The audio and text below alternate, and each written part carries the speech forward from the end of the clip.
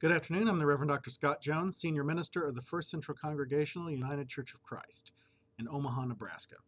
This coming Sunday is the fourth Sunday after the Epiphany, and our gospel text comes from Luke chapter 4 and picks up where last week's story left off. Last week, Jesus was at the synagogue in his hometown of Nazareth, and he read that powerful passage from Isaiah about the Jubilee and the year of the Lord's favor, and then sit down and said, "Today the scripture has been fulfilled in your hearing." And the people in the synagogue were astonished and excited for what he had to say. This was the local boy who had been off performing miracles and teaching wonderful things in other places, and they were glad to have him home and were excited by what he said. And then suddenly, in the part of the passage we have this week, the tide turns, and Jesus becomes provocative towards them, and and in the process of that conversation makes it very clear that Nazareth will not be his home base, that the benefits that he's talking about will not accrue just to Nazareth or to the Jewish people, that it will be that God is taking a universal perspective, and that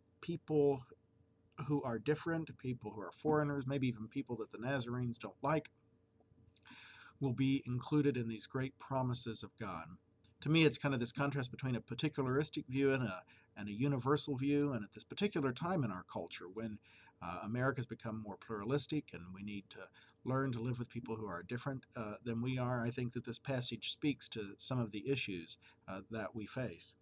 Uh, the people get angry and they take Jesus and they take him out to the cliffside and they want to throw him off the cliff, and somehow Jesus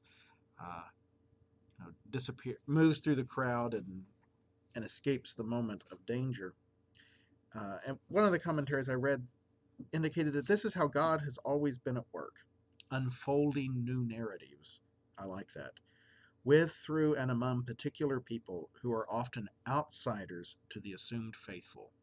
It's a good point for us always to remember. And it's easy for us to cast ourselves as those that are the inclusive and the welcoming, to remember that there are even those that it's difficult for us still to accept or to live comfortably with as part of God's reign and God's blessing.